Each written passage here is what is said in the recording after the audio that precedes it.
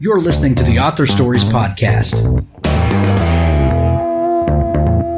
bringing you the story behind the stories and the storytellers. Margaret White, Terry Brooks, Sheena Kamal, Matthew Quick, J.T. Ellison, Walt D. Williams, Brad Thor, Corey, Dr. O, Brandon Sanders, Robin Mock, Ernest Klein, Tim Butcher, Sherwin Harris. Visit hankgarner.com for archives of all the shows.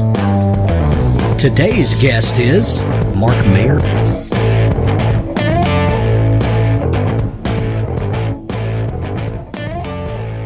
Thanks for tuning in to Author Stories. Before we get into today's excellent author interview, I'd like to tell you about a couple of sponsors. Devin Ford, his book Recon, the expansion series book 1, is free right now for a limited time.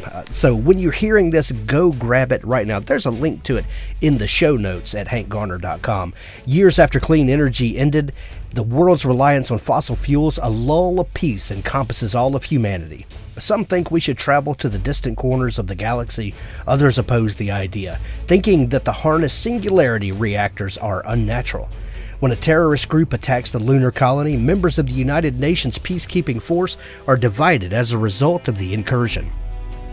Years later, Lieutenant Commander Kyle Torres comes face to face with old friends as he's thrown into an assignment that could change everything, a reconnaissance mission with huge implications for humanity and science alike. Start the epic journey as Earth begins its venture into deep space where not everything is as it seems. From Devin C. Ford, the best-selling author of the hit post-apocalyptic series After It Happened. Free for a limited time. Go grab it now. I'd also like to tell you about my friend Crystal Pico Watanabe of Pico's House. The Pico's House website now has a new look. Visit Crystal and her team of 8 people who help her provide services to fiction authors. Crystal's full slate of services now include beta reading, manuscript critique, developmental editing, line editing, copy editing, and proofreading. Authors, you can also inquire about putting your books in her Book Lovers Box, which is a monthly digital subscription box with a different theme each month. This is free for authors for a limited time. picoshouse.com for all your book publishing needs.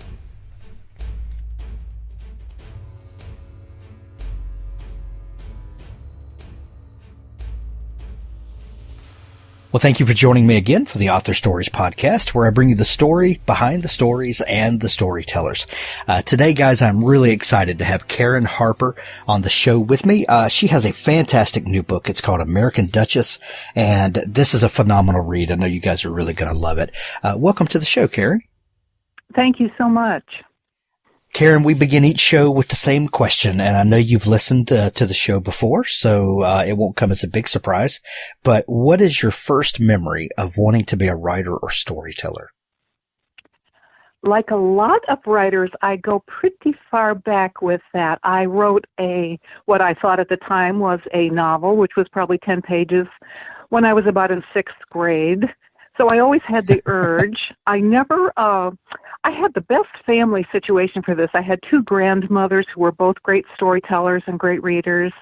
My mother was a frustrated elementary ed teacher. When they had families in the old days in the 50s and 60s, they didn't stay teaching. They stayed home with the kids. So I was her pupil in the beginning, I think.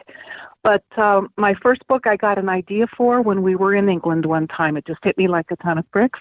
Hey, I wonder if I could do this. I love that when it just hits you and like the story comes almost fully formed sometime, or it seems like it at the time, and then in the writing it grows. But I love that when it just kind of visits on you. I must admit that first effort was more or less rotting under my bed for years, but I did sell my second book, which is pretty good considering how some people, end up selling their 7th or 8th. So I was pretty glad with number 2. Oh yeah, I think that's fantastic, and we all have to pay those dues with that trunk novel, desk drawer novel, under the bed novel. Yeah, exactly. And I was an English teacher for years, teaching Brit Lit and English and American Lit at 15 years high school, 2 years at Ohio State for freshmen. So I don't know, it was like a no-brainer in a way. Yeah. Well, that's an interesting thing that you bring up. Do you? I think a lot of people that want to be writers maybe become teachers because it's a it's a stable income, and it's it's a legitimate way to make a living while you work on your art, in the meantime. And then, some people find that the career just kind of overtakes that desire, and maybe they never try, or other people like you, pursue it and find great success. Do you think your time as a teacher, added to or hindered in any way your desire to be a writer? Actually, I think it helped tremendously in that I was teaching composition some of the time. I never taught creative writing per se, but teaching composition. And then, of course, I was a reader anyway. But to have to teach literature, you really have to know it. And you start seeing structures, and you start seeing how to introduce characters and this sort of thing. And so I'd say it was a tremendous help. The only thing was when I was doing both for several years before I stopped teaching to write full time, I was reading student themes, which were not very good sometimes. And so then I turn around and try to do a lot better at night or during the summer. So mostly pros, not very many cons on that one. Well, it never hurts to have the toolbox filled with good, sharp tools that are ready for the craftsman to use. And the only way, I used to tell the kids this too, the only way to truly learn how to write is to write. So, I look back at some of my early work and I go, I wish I could get back and fix this again, but moving on. That's right. Ever moving forward. Yeah. So what was that first story that got published?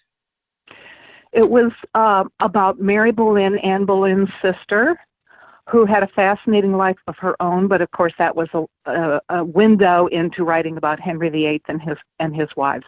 And ironically, that book has come out again and again in ebook lately and has done very well. I assume it's because the title is The Last Boleyn, and Boleyn snags people's attention still. Sure, right. What was the initial fascination with historical fiction, and you have continued that thread throughout your writing as you've kind of dipped in and out of different genres, but historical fiction always seems to pull you back. Yes, that's my first love and my big love still. I've always been an Anglophile. From sixth grade to about, ninth grade, I had a British pen pal who lived in London, and she would send me pictures of her young queen, who of course is now Queen Elizabeth, way up there. But I just got to go to England, fell in love with England, and taught British lit. And so I just have picked mostly American or British women who had fascinating life stories. And the neat thing about American Duchess is Consuelo Vanderbilt, of course, is an American who married into British nobility. So it's that tremendous tie between the two countries. Right.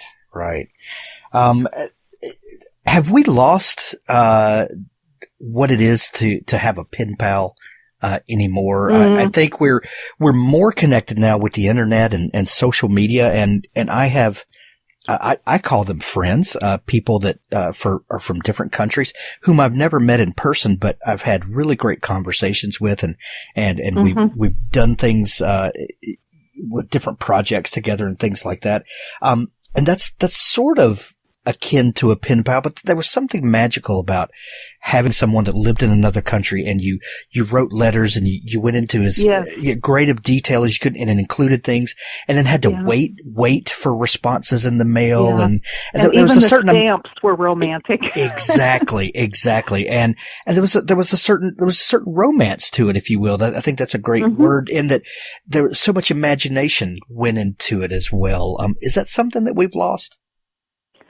Yes, I absolutely think so. Of course, to do the research for my historical novels, I read a lot of letters that went back and forth from these people who didn't have internet and all that. And there's something wonderful that comes out in letters that, as good as somebody might be with email or whatever, just isn't quite there. Something's missing. Yes, you're right. and you said you've always been an Anglophile and all the way back to your pen pal. What type, when you're first beginning and maybe you don't have, access to all of the things that you do now that you're a successful writer with many books, under your belt, and, how do you begin to do research to get that authentic feel to your writing in the early stages? Well, I still did. Thank heavens I could travel to England and the British Isles a lot. I still did a lot of on-site visitation of, as a matter of fact, Blenheim Palace, which is one of the big settings in American Duchess, is a place I visited years ago.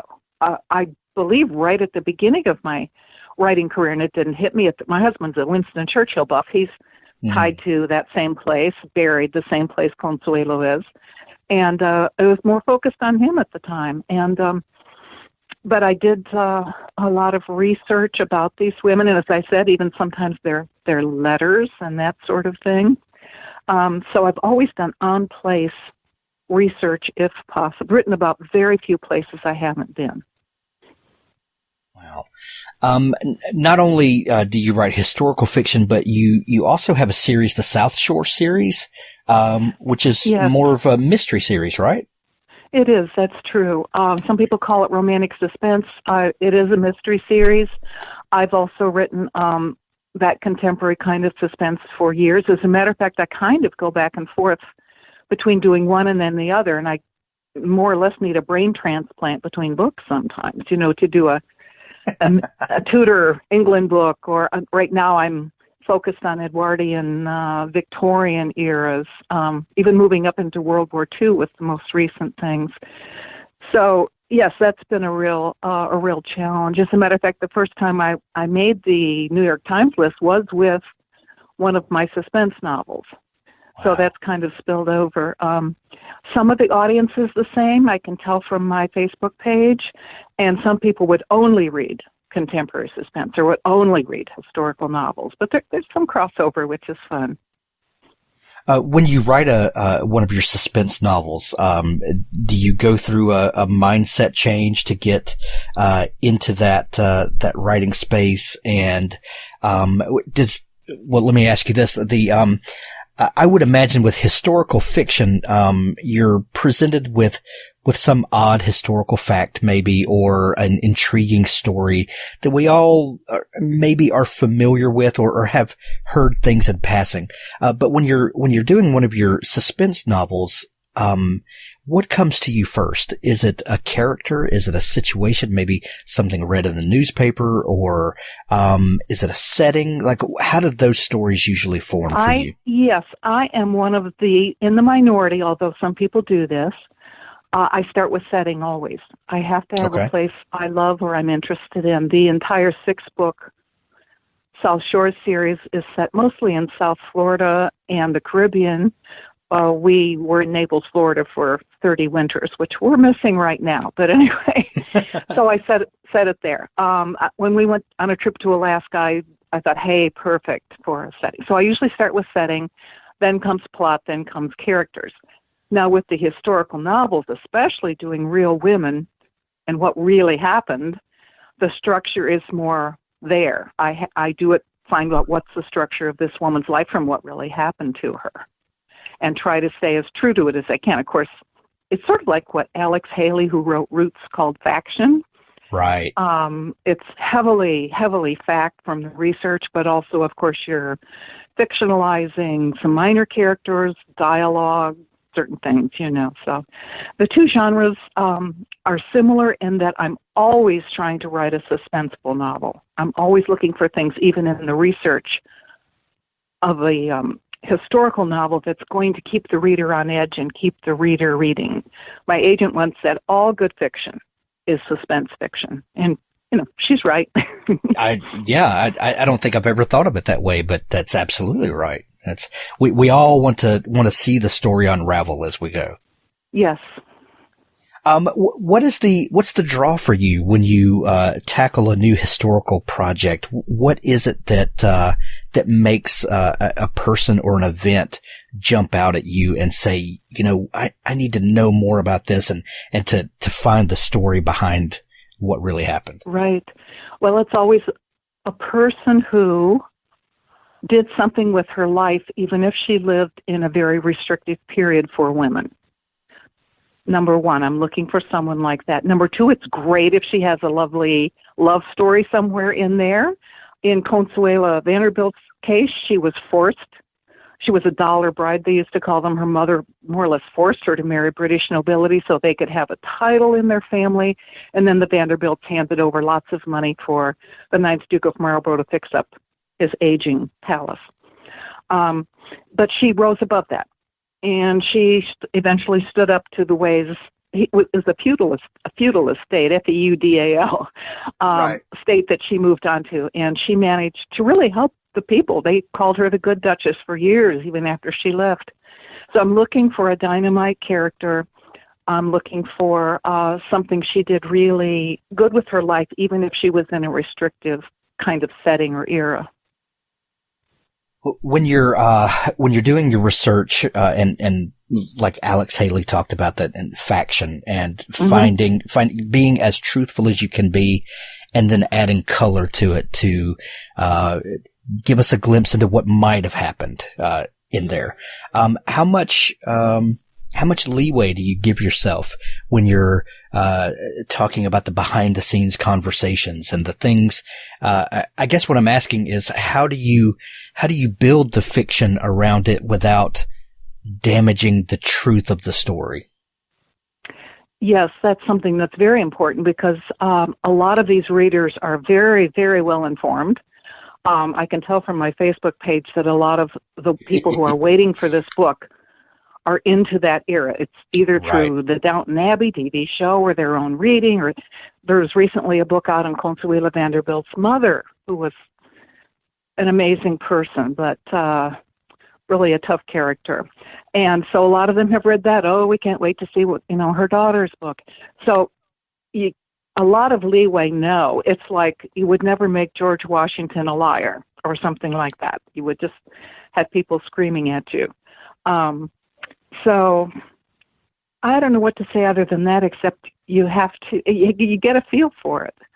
And the dialogue is something that, like, I've got lists and lists of slang from this period, or how the upper class people really spoke. And you have to be careful that doesn't get too trite or repetitive, but you want to give the flavor of it. And I've had a lot of British people write or email and say, why do you spell words wrong? Well, I'm doing the American version of these words. I'm sorry. And they don't go through and change them even for the European audiences, Wow. As you're dealing with these time periods, and I know that American Duchess leads us closer to modern times than some of the other books. What is it about this time period, late 1800s, early 1900s, that you love so much? And is there something that you have discovered in maybe the customs or things that were going on there that might surprise the rest of us? There are a lot of surprises, I think, in this era, because we see especially the Victorian period, as very, very strict, very bundled up fashions and manners and the way we behave and all this. But they're people, and there's a lot of stuff going on. One of the things I was extremely surprised about in the late Victorian Edwardian era, a lot of people got divorced. Well, who knew that? Upper class people. There's just some really surprises that come along. I was shocked. I wrote a book called The Royal Nanny not too long ago about how some of the royal children were reared in this era. The nannies, who were lower class people, were more or less the emotional mothers of a lot of these people, including people who would be king of the country. When Winston Churchill died, he had one picture on his bedside table. It was his nanny's picture. She had been his emotional mother. He had supported her in her old age, and he had a gorgeous mother, Jenny Jerome, that he was very much enamored of as a sparkling figure. But his true love was, so there's all kinds of things that come out. You just think, why are these people doing this? What's wrong with them? But fascinating contrast in what it looks like and what's going on, Right. People are people. Exactly. Yeah, exactly. The new book, American Duchess, which when people are hearing this, is available everywhere. You have alluded to it a couple of times, and Consuelo Vanderbilt, an American who marries into the British aristocracy. I think we really got a taste of this scenario with Downton Abbey. I think a lot of us in the States did, where there's really not common knowledge that this was going on. A lot of the estates were in financial ruins and going into a poor state of upkeep, and there was all this new American money in the form of women that would come over and marry into, and like you said, they got to trade title for much needed cash at the time. And I think that was a very eye-opening situation for a lot of American viewers when we experienced Downton Abbey. How common was that practice? Well, you're right. Cora Crowley, who was the matriarch of Downton Abbey, although we miss that if we don't watch it from the beginning, she was what they would call a dollar bride. How common was it? It was probably maybe a total of 12, including Winston Churchill's mother, including, of course, Consuelo and some other women at that time. Some had happy marriages, some had terrible marriages out of it. And as a matter of fact, the Smithsonian Channel, if anybody's interested in this, had a whole series called, I think, American Dollar Princesses. None of them were princesses, but anyway, you can look that up online and view even Consuelo's. There's one of the segments on there you can view for free, I believe, about Consuelo's wedding of the century. Wow, that's fascinating, and it's very fascinating for a lot of people now. I think because we have a new American Duchess, don't we? Exactly. That's a completely different story from Consuelo, but yes, when you say American Duchess, we have one now. We have Meghan one, Markle, right? Yeah. Yeah, and what a fantastic time for this book to come out. People are when we have these royal weddings, people get very interested in the British royal family and just the whole system there that is so different than we have in the States. And a lot of us have English or British roots of some sort. I guess it makes us feel connected to our heritage in some strange way. I don't know, but what I always find fascinating is that a book like yours, when it comes out, and I'm holding it in my hand right now as we're talking, and it's a gorgeous book.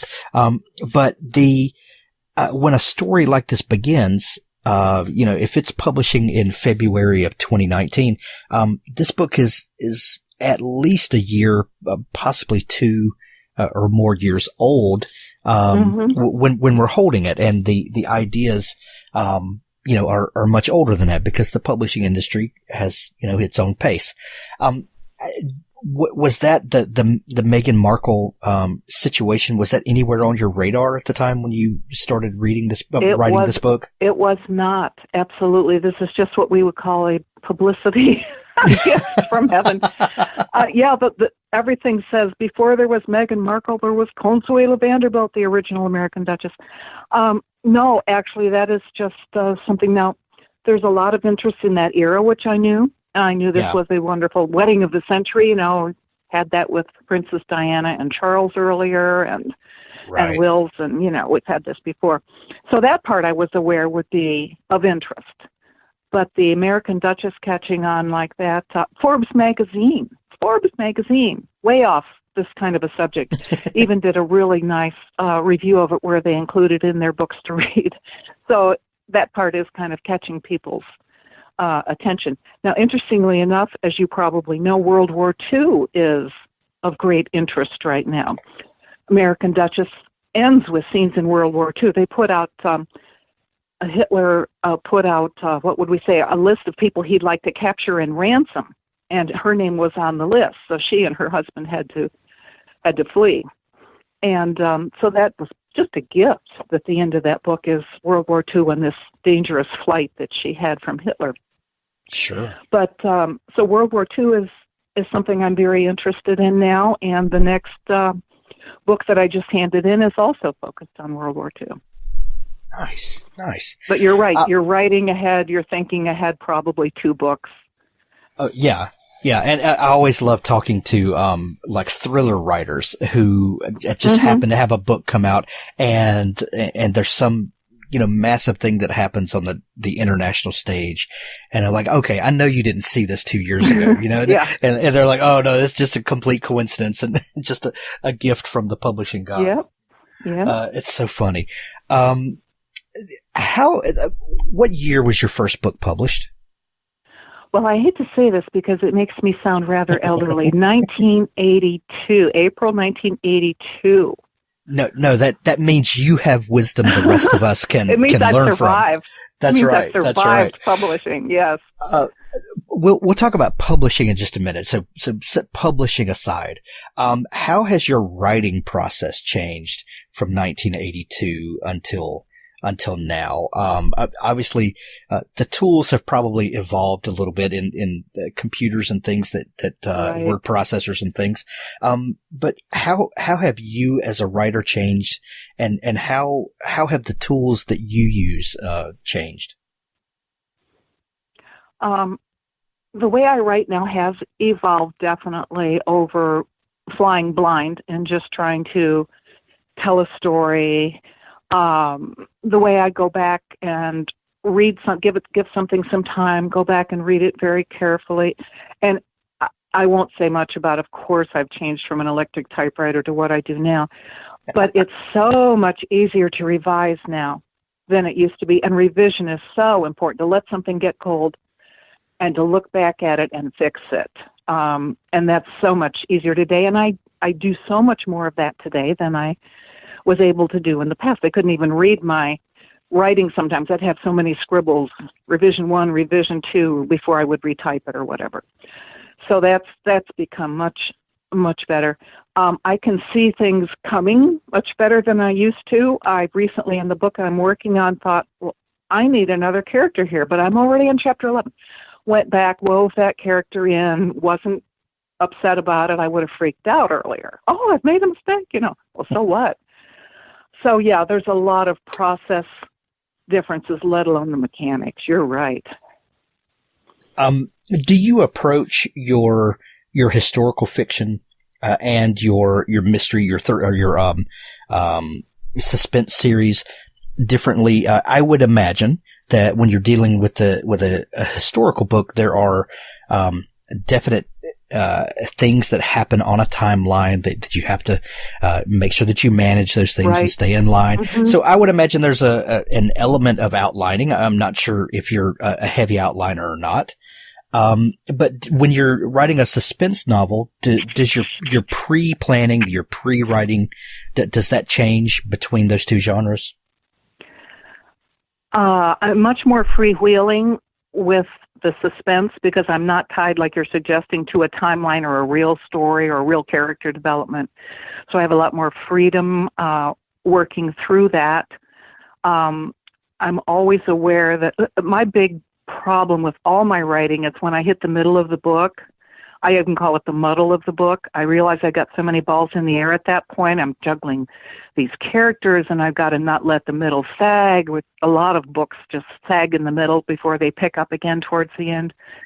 And, I'm so much more aware of the mechanics of controlling my writing, I think, than I was when I started out, which just comes, unfortunately, the way to learn how to write is to write. Right. So I don't know if I've answered that question exactly, but that's that's it. When you're when a story is beginning and you say that you approach it kind of backwards from the way a lot of other writers do, and characters come in the end for you, what makes a character that people will fall in love with and want to root for? Are there certain character traits? Have you ever been writing a character and say to yourself, no one's going to like this character. Like, no one is going to want to stick around to see what happens with her or him. How do you write characters that people want to fall in love with? It does take a lot of skill because you have to have what they call a character arc or something like that, where the person does start out with weaknesses, with flaws, with a serious problem. Thrillers are most certainly that way, grabber beginnings and all that. But I also look in my historical novels for a place to start where the person's in trouble or has a long ways to go to get out of a mess or something like that. So, yeah, that's one thing. People will root for a character who's down and out, especially if that character then tries to pull themselves out. When I first started writing in the 80s and 90s, it was still sort of in vogue for the hero to save the heroine. We don't do that anymore unless it's absolutely necessary with the history. I mean, you know, she has to be someone who can really think for herself, do things for herself. You know, that's what we're all striving for these days, whether it's a contemporary story or even a historical novel. And it's harder in historical novels because women are so constricted. Right. How have you seen publishing change in the time that you've been an author? A lot has changed in the last decade, especially, or the last half decade, really with the rise of ebooks, and that has really put a shift on the publishing industry. From your point of view, how has the industry and the business of getting books out changed? In the beginning, there were many, many more places for an author to try to sell a book, to try to place a book. And then the large publishers started taking in some of these smaller independent presses. And for instance, my publisher right now is HarperCollins, which is one of the 5 largest publishers in the world. I mean, the historicals come out under William Morrow, and the suspense novels come out under Mira, which is also with HarperCollins. But it just, for writers, it got, I'm sure for agents too, it got a lot harder because you didn't have as many places to place something. Agents is a whole side topic that we don't need to get into, but if you have an agent, it just helps so much. And I've had an agent actually from the beginning. I've had the same agent now for 25 years, and they are great sounding boards, business advisors, you know, this kind of thing. But the tightening of publishing has been one thing that I've seen. Now, I'm just really thrilled not only that we have ebooks, but that audiobooks are doing so very well right now. Yes. It's just great, and that such wonderful, talented people are doing these. Nonfiction, a lot of the people do their own. I guess Jimmy Carter just got an award for reading his own book. Nice. But other professional people, they do a super job. I love my audio reader. She's done a great job. They're absolutely fantastic. Many things have changed. Yeah, and certain genres just really lend themselves to audio. And when you really just want to get lost in a story, and I'm with you. I think audio is probably the fastest growing corner of the market right now, and I am all for it.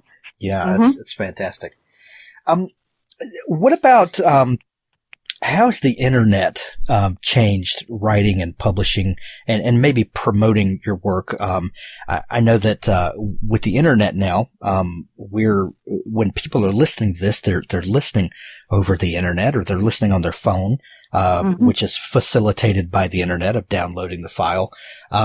And you know, social media has made people more accessible. It's made authors more accessible to their fans and fans to the authors. Yeah.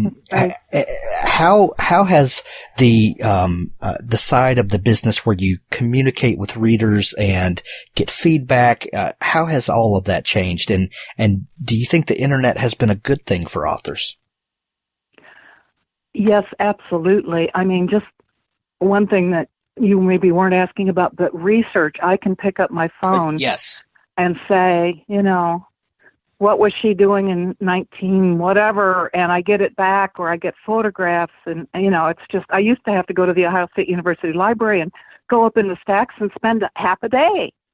And that's such a wonderful thing for authors. And then, of course, as you're saying, there's the promotion, publicity, reaching out to readers kind of thing, which is just amazing, amazingly delightful.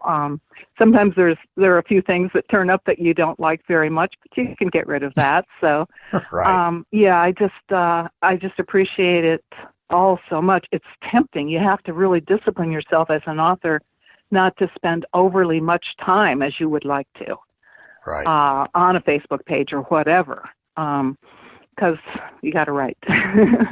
Well, that research component that you mentioned is critically important. The ability to, and like you mentioned, that sometimes we may find an article, then maybe a picture, the confluence of information. Yes. And yeah, it's just stunning. Yes, it's amazing.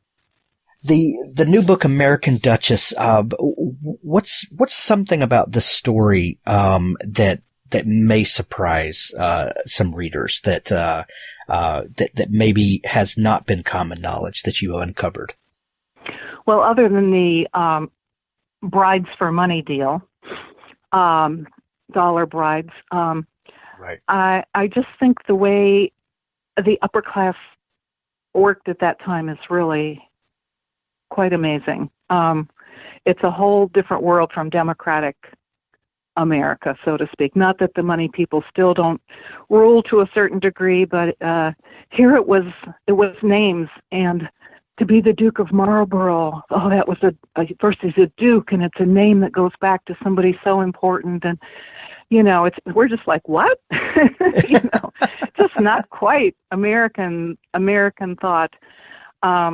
So there's just so many, it's like a whole new world, and yet people, as I said before, are people, and you're going to see continued traits.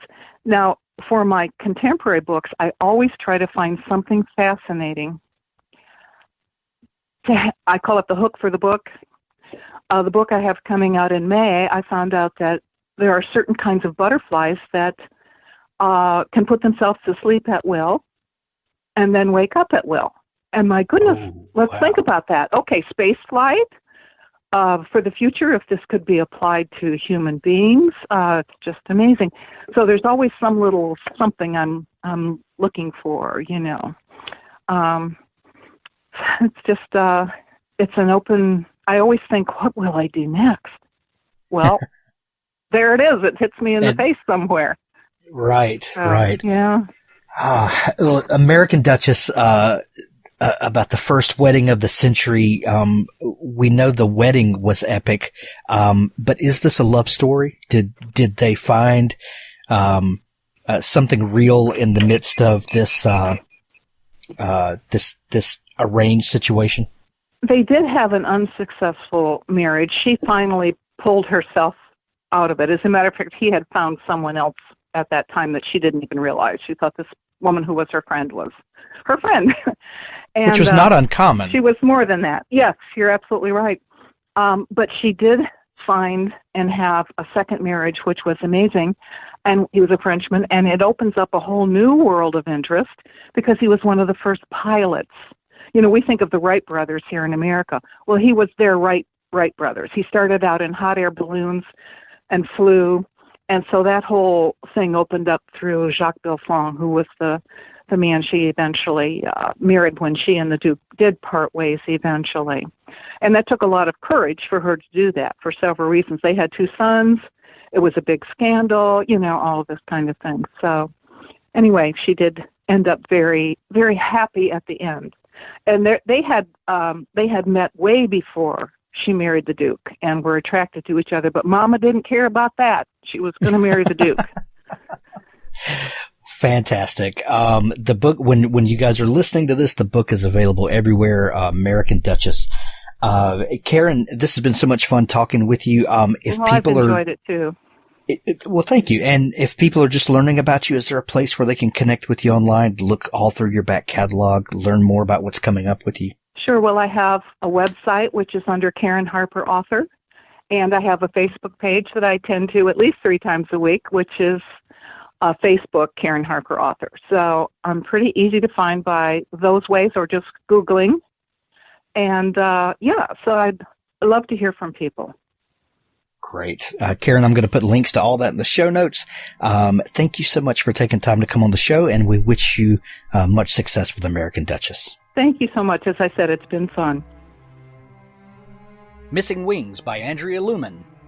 Born with an ability the Villady people of Madar believe make her one of the first to be blessed by God, Katrina's destiny unravels when her father is poisoned and her mother steals her into the human world to hide among those who hate her kind. In a near-fatal attempt to return home, Katrina is stripped of her wings. The poison meant to kill her father leaves him in a degenerative state. When her eldest brother discovers she has survived, he orders her to stay in hiding. She must wait, concealed in the human world, until the danger of their father's uncontrolled rages is contained. Grown and adapted to the human world, Katrina encounters one of her kind. The promise of home and the first love leads her into a situation capable of starting war among the Villady. Will a human upbringing, mistakes, and the loss of her abilities bar her from reclaiming her heritage? Will unraveling the mystery of her mother's betrayal lead her family into an even greater danger? Missing Wings by Andrea Lumen. The Locust, Books 1-3 by Ralph Kern. The complete Locust series, an epic tale of mystery, survival, exploration, intrigue, and war. The cruise ship MS Atlantica is lost. On these strange and uncharted seas where even the compass shows the sun rising to the west, Atlantica's passengers and crew must do what it takes to survive. In Unfathomed, Atlantica arrives in a strange new world. Unable to locate land and with no way to contact home, they must find new allies, fend off relentless enemies, and discover the horrifying truth behind the Locust. The future of humanity will be decided as the fleet confronts the architect of the Locust. Not everyone will survive the desperate final battle. The Locust box set contains all 3 action-packed novels in this best-selling science fiction thriller series, Unfathomed, Expedition, and Osiris. Acclaimed for great characters, thrilling action, technical accuracy, and a compelling sense of mystery. Buy it today. The Complete Locust series by Ralph Kern. Thanks for listening to the Author Stories podcast. For more great author interviews like this one, go to hankgarner.com and dig through the archives. There's something there I know you'll love. Now stay tuned for a special audio clip from Richard Gleaves' The Jason Crane series. They made instant coffee and laid blankets over a pile of hay. He helped Kate pull off her boots. She volunteered for first watch, but Jason couldn't sleep. "Talk to me?" he whispered. Kate sipped her coffee. She sat silhouetted against the soft navy sky. A field of stars hung above her. The constellations peered in through the windows and slats. "How about a story?" "Sure. My mom used to tell this one. It's the legend of the Star Maidens." He watched her words as she spoke, her story illustrated by puffs of vapor that mixed with the steam of her coffee. Long ago, a Mohican brave became lost in this valley. He'd followed a red deer deep into the woods, but the deer had vanished, and as twilight fell, he lost his way. He searched the heavens. He saw a bright star and followed it. It shone upon a clearing in the woods. Spook Rock lay at the center, emanating magic. And in the starlight, he discovered the most beautiful woman he had ever seen. He discovered a star maiden. She was dancing with her sisters, and all 7 were naked. "Oh, really?" Jason whispered. 7 naked star maidens? Shh. Why do these things never happen to me? The brave decided he must take the star maiden for his wife, so he seized her and threw her over his shoulder, and she loved him for his courage. They married and had a son. Then what? Then it gets sad. The star maiden missed her home. She gazed at the sky every night. She loved her husband and her baby very much, but she missed her sisters, and she especially missed the dancing.